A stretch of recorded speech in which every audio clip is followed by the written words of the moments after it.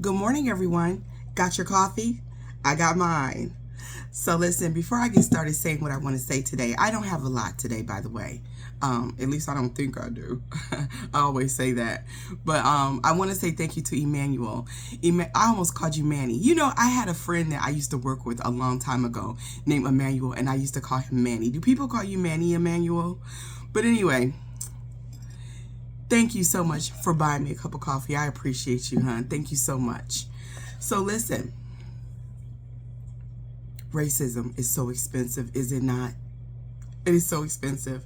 Listen, I remember a few years ago reading this article about a Hyundai plant coming to, it was going to be an electric vehicle Hyundai plant, and it was going to come to Georgia.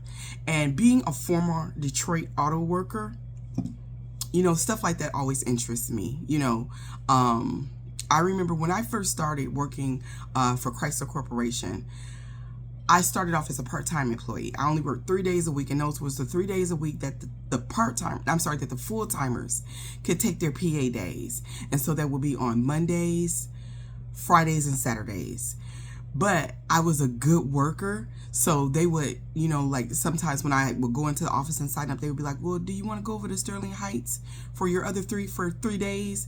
And so I would always get a full paycheck. I would have 1 day off a week because I would work 6 days a week. And I was like just one of those part-timers that everybody just kind of loved. So, you know, and I mean, I ended up getting good with my union stewards and everything. You know, working for Chrysler was a time.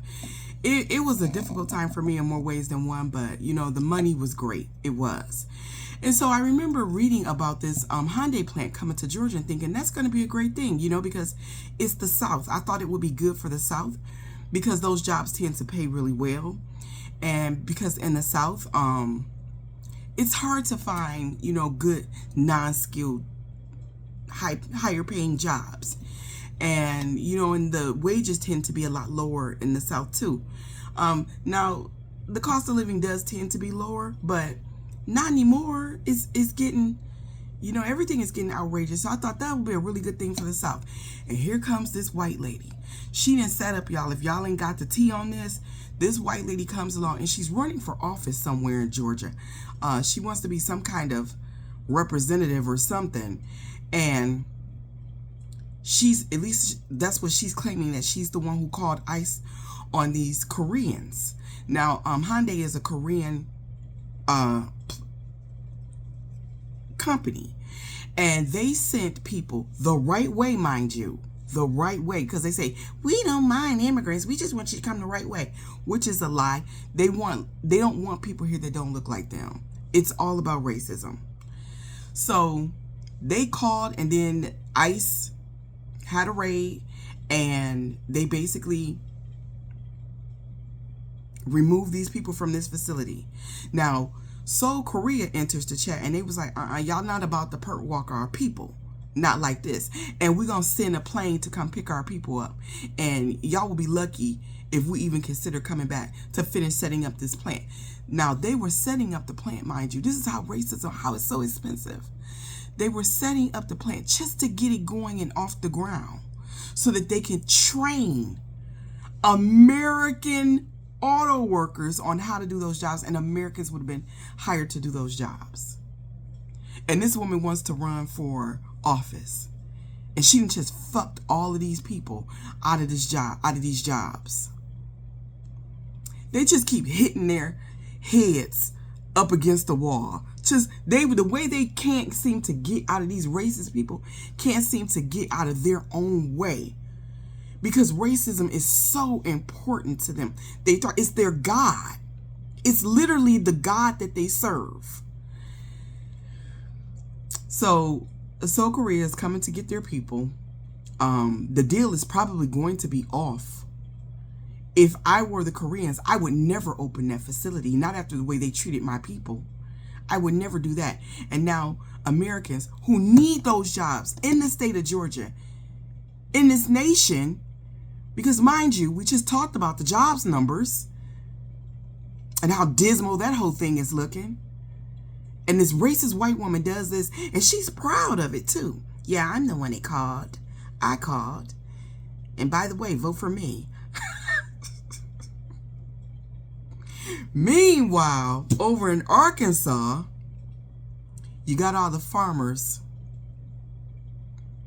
without their red hats, mind you, crying about how they need another bailout.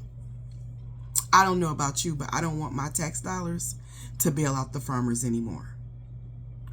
If my tax dollars can't go for student loan debt relief,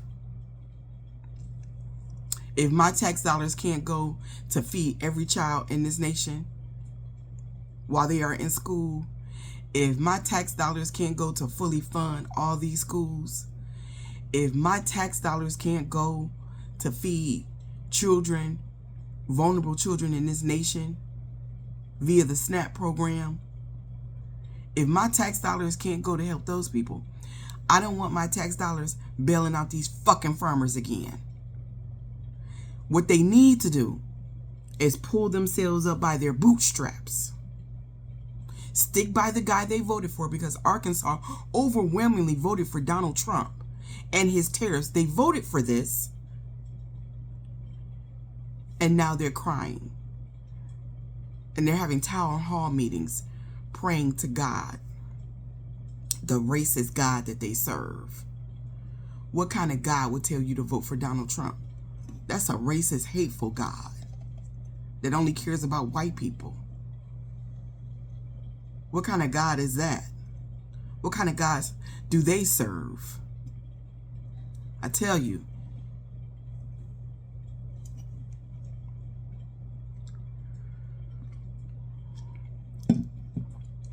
I don't want my tax dollars going to bail them out anymore. I really don't. But they're praying and they're begging for Donald Trump to give a fuck and do something about it yet again. You know, this whole thing with the farmers didn't start with Donald Trump. It started with the corporations. One in particular, and if you know, you know, Monsanto. That's how all the troubles with the farmers got started. When you let corporations and dark money into politics, that's when this all started. Because they own everything. Everything. They control everything.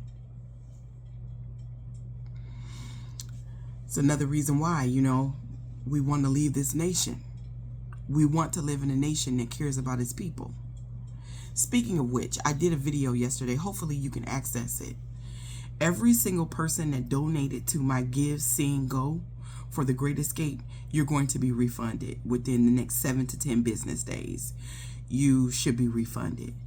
I don't have the mental energy to give another explanation as to that. Just know that if you donated over on Give, Send, Go for the Great Escape, you will be refunded. Hopefully you can access the content where I explained why that is.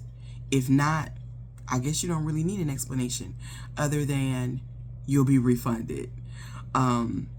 That's all that I have for today. I don't have anything else. Just be nice to people today. It's Monday. Everyone's going to be a little, you know, feeling a way about it. You know, it's one of those high anxiety days. People are going back to school. People are going back to work. Be nice. Take your patience with you. Give grace where you can. Don't be anybody's problem today. Don't create a problem. Don't cause a problem. Don't make the problem worse than it has to be. Just be nice. It's free. The shit is free. You know what I'm saying? And if you can't be nice, at least be understanding. And if you can't be that, at least have enough emotional maturity to walk away from a fool. Okay? With that being said, if you would like to donate to the platform, or if you would like to help out with the Library Pantry, or just buy me a cup of coffee, I will leave my Cash App and my Venmo down in the comments. Have a good Monday.